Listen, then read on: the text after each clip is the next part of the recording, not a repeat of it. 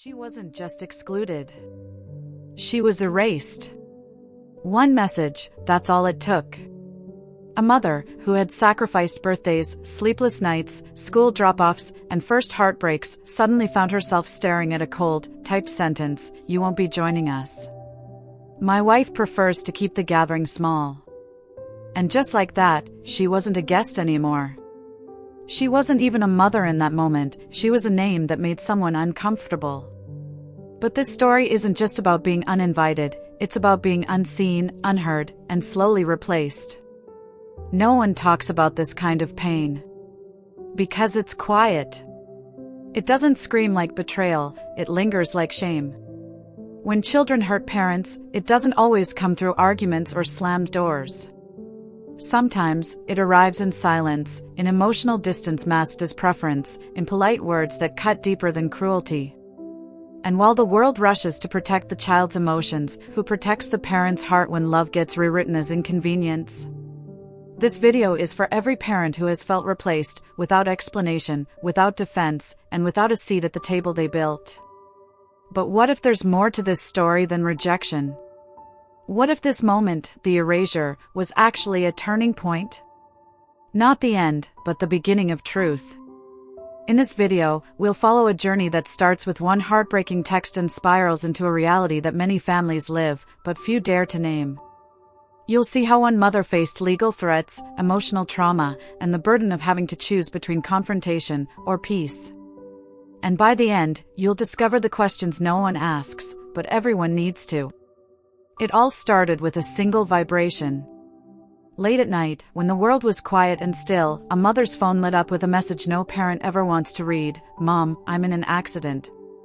There were no details, no location, no voice note, no sign of whether her son was the driver or just caught in the wrong place at the wrong time. That's the thing about emergencies, they don't give you time to prepare, only to react. And in that moment, her entire emotional safety shattered like glass on concrete. This wasn't just a text. It was a trigger. Suddenly, her mind raced faster than any car on a California freeway. Thoughts collided. Is he hurt? Is he alone? How bad is it? When children hurt parents, even unintentionally, it shakes the very foundation of trust and protection. That message exposed every hidden fear she carried, proof that no matter how prepared you feel, you're never really ready. It's a terrifying reminder of how quickly life can change. She didn't even stop to grab a coat. Barefoot, heart pounding, keys in hand, she dashed to her car. Because when it comes to family conflict wrapped in panic, logic disappears. Her GPS barely loaded before she sped off, navigating through LA traffic like it was a maze with no map. Every red light felt personal. Every honking car a threat to her mission. But what she didn't know was that this wasn't just a rescue mission, it was the beginning of an emotional spiral that would pull her into deeper waters. The streets of California don't make room for panic. As the mother raced toward the unknown, every mile felt like a gamble against fate. She weaved through traffic with the urgency only a parent in crisis could understand. But this wasn't just about speed, it was about battling every external barrier between her and her child.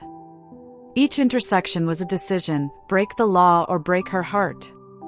Her hands gripped the wheel like it was the only thing tethering her to reality. And honestly, in that moment, maybe it was. The chaos of California's traffic is its own kind of emotional trauma. It's not just cars and stoplights, it's the fear of police pulling you over, of time slipping through your fingers, of your imagination running wilder with each delay. Every flashing billboard or lane switch felt like the world mocking her urgency. She knew the state's reputation: strict enforcement, no tolerance, especially for reckless drivers. But when your child's safety is on the line, legal consequences become background noise. Emotional distance evaporates when love is in free fall.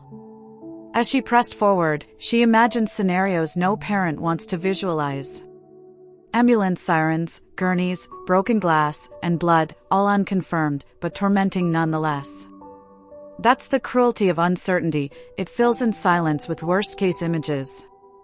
She yelled at slow drivers, cursed at traffic, negotiated out loud with the universe like it owed her a favor. "Please, just let him be okay," she muttered, again and again, as if repeating it could rewrite the moment. But this wasn't just about reaching the scene, it was about what she'd find when she got there. And then there were the police. The flashing red and blue lights weren't just signals, they were symbols of something bigger. Authority. Consequences. Control. She knew this wasn't just a family issue anymore, it had crossed over into public jurisdiction. That moment, the blending of maternal fear and legal presence, ripped something open inside her. This wasn't a scraped knee. This was the system stepping in, asking questions she hadn't prepared to answer. It was no longer about care, it was about culpability. So, as she made the final turn, her pulse wasn't just racing, it was rebelling. Would he be crying? Would he be in handcuffs? Would she even recognize the boy who had left home that morning? That's the moment you realize toxic relationships aren't always with people, they can be with fear itself. Because when fear drives you, it never uses a seatbelt. And when she finally saw the scene, what awaited her wasn't just flashing lights, but the beginning of a deeper unraveling she never saw coming. When she finally pulled up, her eyes scanned everything at uma velocidade que nem ela mesma entendia. Her son was standing, alive, thank God, but surrounded by flashing lights and officers mid-questioning. Relief hit her like a wave, but so did confusion. If he was okay, then why the intense police presence? This wasn't just about a dented bumper, it was about responsibility, consequences, and the ripple effects of a single moment of distraction. Her maternal instinct wanted to hold him, but the scene demanded something colder, control. One of the officers asked, "Are you the mother?" A simple question, but it felt loaded with accusation. She nodded, stepping closer, realizing her son looked more ashamed than injured. Turns out, the accident wasn't life-threatening, but it was serious. 2 vehicles, 1 citation, and the suspicion of texting while driving. That phrase hit her harder than any crash could have. Not because of the legal part, but because of the emotional betrayal. When children hurt parents, it's often not with words, but with choices. As she tried to process it all, her son's voice broke through, "I'm sorry." But apologies don't erase sirens, flashing lights, or citations. She wasn't angry at him, not exactly. It was more like disappointment laced with fear. That kind of emotional trauma doesn't scream, it simmers. And it mixes with questions like, where did I go wrong? Did I not teach him enough? Should I have been stricter? Or was I too strict, and this was rebellion? No matter how she sliced it, the guilt clung like smoke. The cop handed her a paper.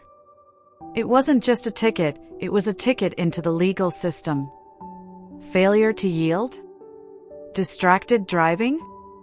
Both? The language was vague, but the implications were sharp. She glanced at the fine print and saw numbers that made her stomach drop. $1,000. Points on his license. Higher insurance premiums. But deeper than the financial hit was the sting of knowing that from this point on, her son had a record. A misstep that would echo far beyond that night. And yet, standing there in the glow of those red and blue lights, she realized something chilling. This moment had created emotional distance between them. Not out of punishment, but protection. When trust is cracked, even slightly, it's no longer seamless. She didn't say it out loud, but part of her wondered, could she ever relax again when he grabbed the car keys? Could she ever unsee this moment? Those questions didn't have answers yet. But what came next would force her to choose between protecting her peace or confronting the legal storm head-on. She always thought of tickets as something minor, an inconvenience, a lesson. But this was different. The citation in her hands wasn't just a warning, it was a declaration that the situation had escalated. It listed a potential violation of failure to yield and suspicion of texting while driving, both serious offenses under California law. As she read the terms, the numbers hit hard, fines that could balloon past $1,000, and the dreaded points system that could follow her son for years. This wasn't a slap on the wrist, it was a financial ambush. And let's not forget the insurance. California doesn't play around when it comes to citations. Even a single incident can spike premiums dramatically, especially for teen drivers. As she mentally calculated the damage, she saw the long-term impact forming like a cloud over their heads.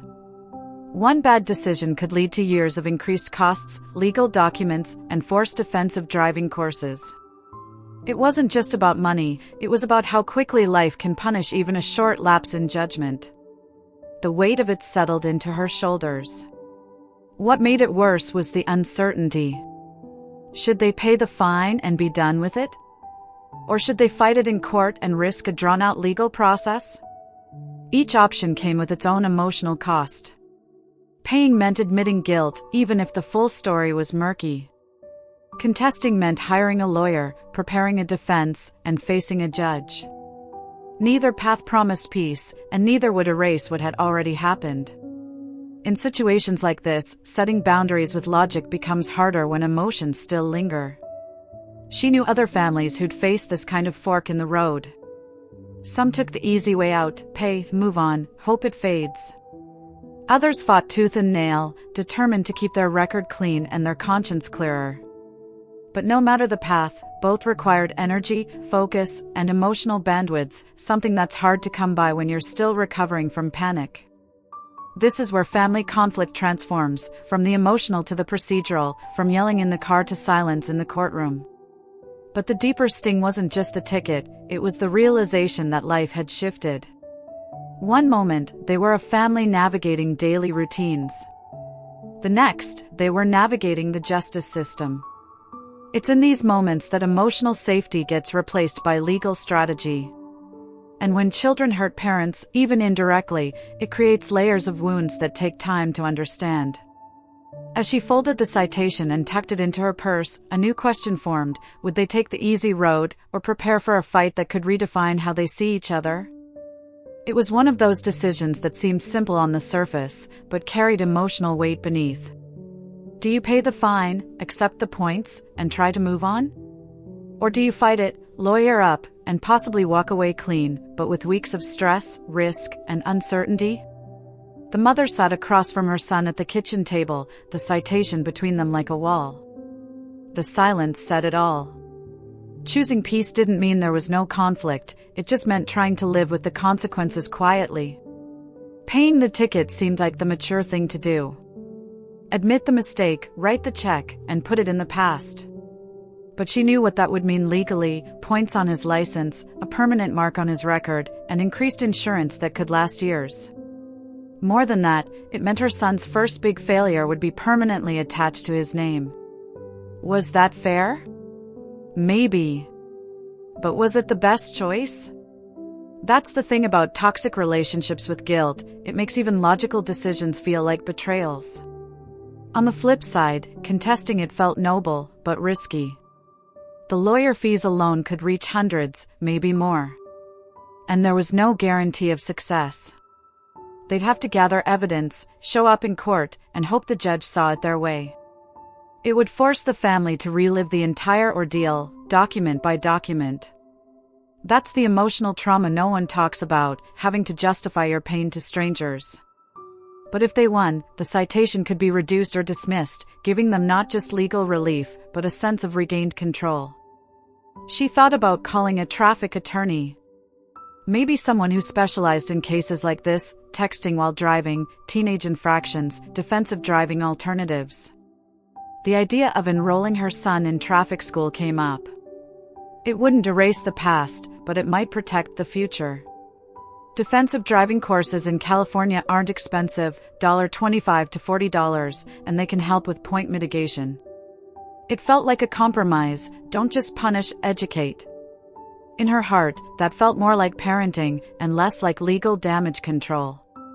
Ultimately, there was no perfect solution. Each path came with baggage. One taught submission. The other demanded confrontation. She stared at the citation one last time and sighed. "We'll sleep on it," she said. Because choosing peace in a moment like this isn't about ignoring the problem, it's about weighing every possible cost. What she didn't know yet was that this decision, whichever they chose, would shape how they handled future storms, not just in court, but in their relationship as mother and son. California doesn't just write traffic laws, they enforce them with teeth. Especially when it comes to texting while driving. Under Section 23123 CVC, even holding a phone while behind the wheel can result in fines, escalating quickly for repeat offenses. And it's not just about money, it's about liability, reputation, and long-term insurance hits. The mother learned that these aren't suggestions, they're enforced boundaries. Boundaries that, once crossed, lead to consequences that reshape daily life. And for a teenager, those boundaries feel more like concrete walls than gentle reminders. What hit hardest was realizing how common this is. Failure to yield, covered under Section 21800 CVC, is one of the top causes of crashes in California. A simple misjudgment at a stop sign or intersection could mean hundreds in fines and layers of additional fees. The law isn't just about punishment, it's about prevention. But when you're standing beside a patrol car at 9 p.m. holding a piece of paper with a citation code you've never read before, it doesn't feel preventative. It feels overwhelming. Like you've been dropped in the middle of a system you don't understand. The more she researched, the more she saw the domino effect. One violation leads to points. Points lead to insurance hikes. Insurance hikes lead to stress. And stress, well, it seeps into everything: family dinners, monthly budgets, even how often her son asks to borrow the car. A single citation wasn't just a legal matter, it became a new emotional terrain to navigate. It added pressure on top of an already fragile dynamic, especially when boundaries were already being tested. And that's how small legal details create big emotional rifts. That's when the idea of hiring an attorney stopped sounding excessive and started sounding wise. Not every family has access to legal resources, but sometimes, the right representation can shift everything. A traffic lawyer might get the citation reduced. Maybe even dismissed. Or offer alternatives like traffic school to avoid adding points. It wasn't about beating the system, it was about protecting their peace. Because when emotions are high and knowledge is low, legal strategy becomes survival, not luxury. So, they looked into it. Defensive driving courses, legal advice, options that didn't include surrender or silence. She realized parenting wasn't just about hugs and rules, it was also about understanding the infrastructure her child had to live within. Knowing the law, in this case, wasn't just power, it was protection. And while no amount of Google searches could erase what happened, it gave her back a little control. But knowledge alone wouldn't heal the deeper layers of fear that had already settled in. There's a unique kind of fear that only parents know, the kind that hits before the facts arrive. Racing through the night with nothing but a vague text and 1,000 terrifying possibilities, her mind became its own worst enemy. That's the cost of emotional trauma. It's not always about what actually happened, but what your heart lived through before the truth even showed up. Parenting in crisis mode means you don't breathe right, you don't think straight, and you certainly don't feel safe. You just act.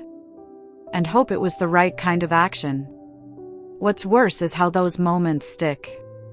The brain doesn't file panic like a regular memory. It brands it. That night would replay in her mind long after the fine was paid or the court date passed. And the next time her son left the house, she'd flinch, not because she didn't trust him, but because the fear had built a permanent residence. That's what happens when emotional safety is broken. You don't get to unfeel it. You just learn to manage it. Barely.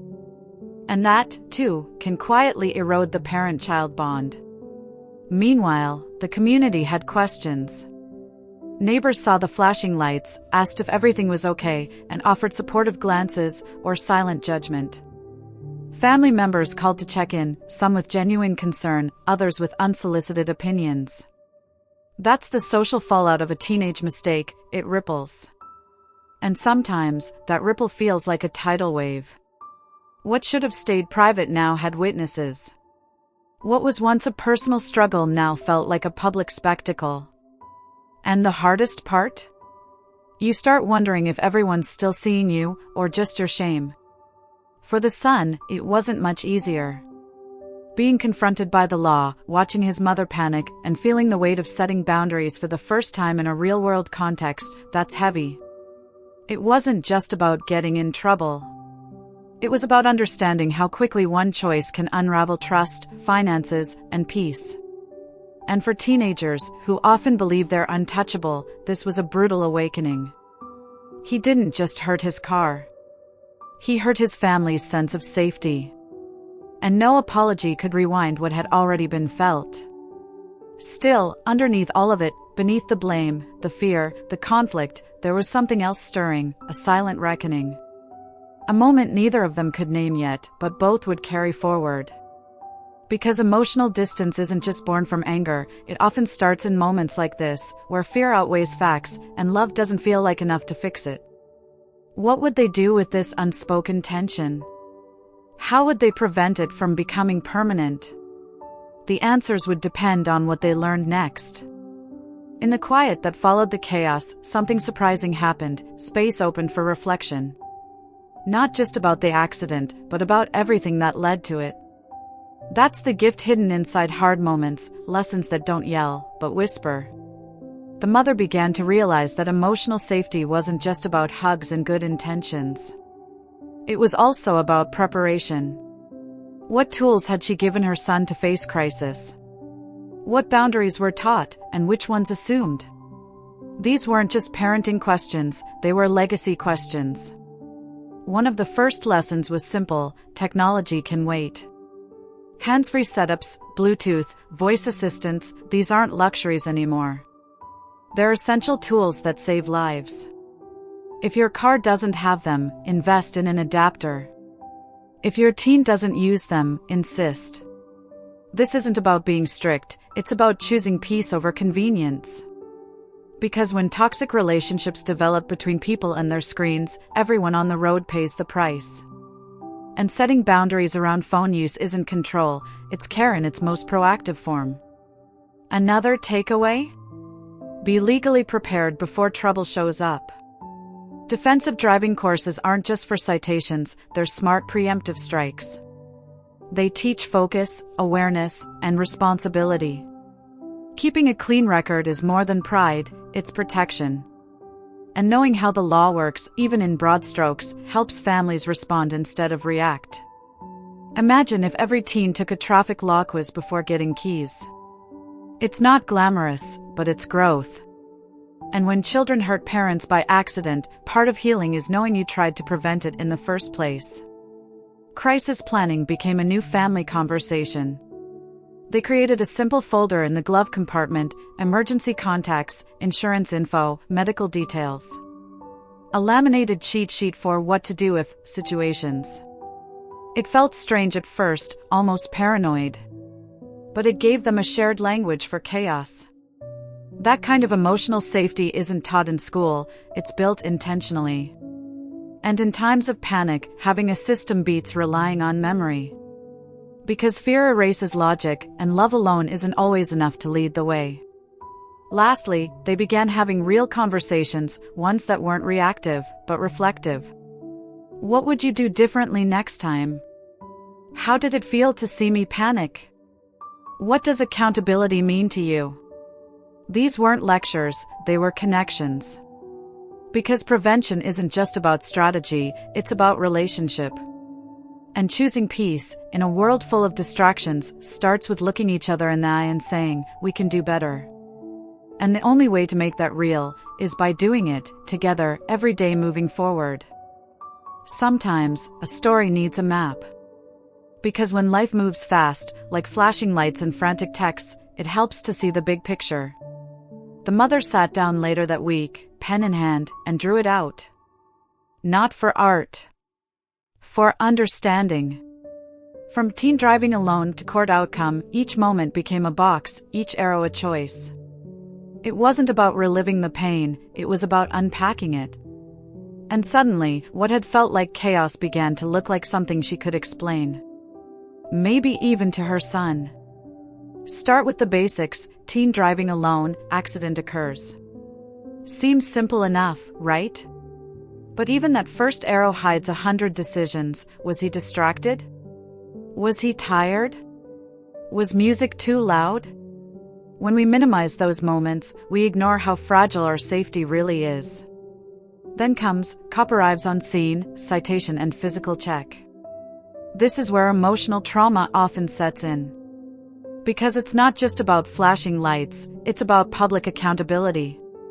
And for a teenager, that's where reality punches hardest. Now the path splits. On one side, pay and accept. It's fast, quiet, but it leaves wounds under the surface. Insurance points. A permanent record. The message that mistakes cost money, and that's that. On the other, fight it in court. It's slower, heavier, but it can offer redemption. A chance to be heard. A chance to clear a name, or at least soften the blow. But even this route demands emotional currency. Because every appearance in court isn't just legal, it's personal. And draining. The mother showed this flowchart to her son. Not to shame him, but to empower him. This is what happened, she said, and this is where we go next. It helped him see the bigger picture, and it helped her explain why emotions had run so high. Because when children hurt parents, even by mistake, it's not the act, it's the aftermath. The silence. The ripple effects. And this visual wasn't just a teaching tool, it was a bridge. One that made them both realize, understanding is what turns chaos into clarity. Of course, no diagram can capture everything. Not the heartbeat behind the wheel. Not the tears in the rearview mirror. Not the late-night Google searches about California traffic law. But it can start a conversation. A reference point. A pause between reactions. And in families that are healing, those little pauses are gold. Because sometimes, emotional distance can be shrunk by something as simple as a sketch.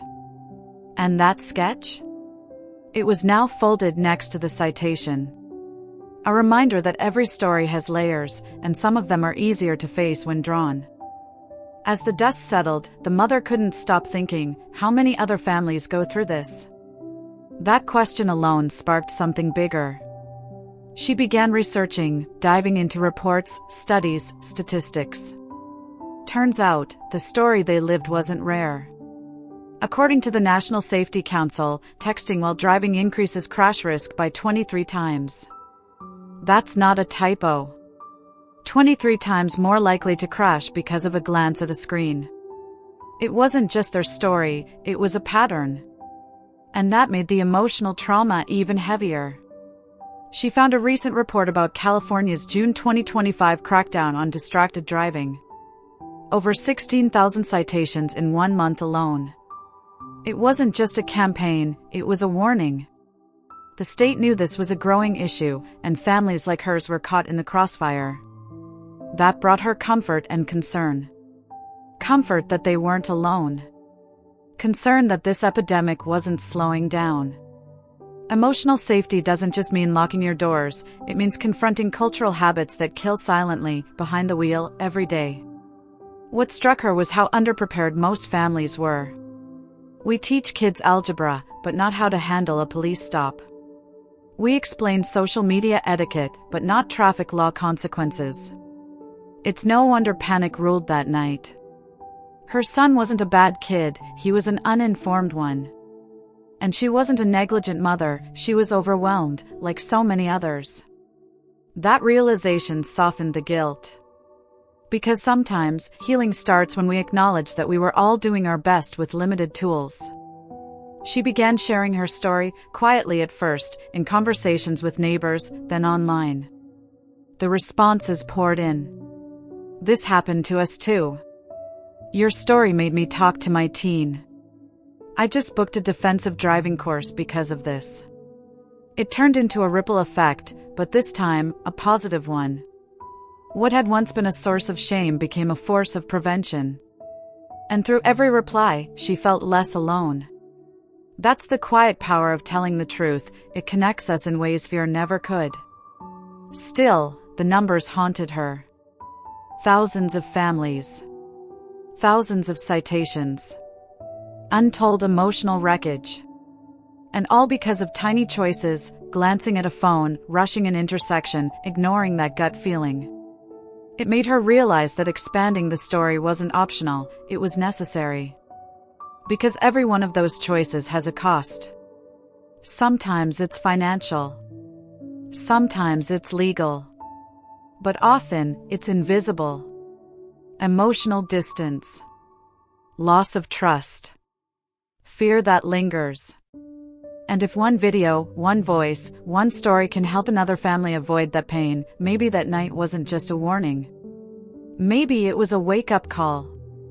The night began with a ping, just a text, just a sentence.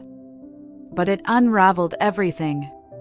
What followed wasn't just a drive through California streets, it was a collision course with emotion, law, fear, and family dynamics. That one moment exposed how fragile our systems really are. How quickly emotional safety evaporates. How a simple mistake becomes a tangled net of legal jargon, insurance hikes, family conflict, and quiet tears behind closed doors. It was more than a traffic violation. It was a revelation. This story shows us that danger isn't always loud. Sometimes, it's silent. It's a glance at a phone. A decision made in a split second. A conversation that never happened. A warning we brushed off because it won't happen to us. But the truth is, when children hurt parents, even by accident, it leaves marks we can't always see. And when those marks go unspoken, they harden into emotional distance. Into stories never told. Into lessons only learned the hard way. That's why this matters. Because this wasn't just about flashing lights or legal codes. It was about what happens to a family when the unexpected knocks at their door. It was about choosing peace in the middle of panic.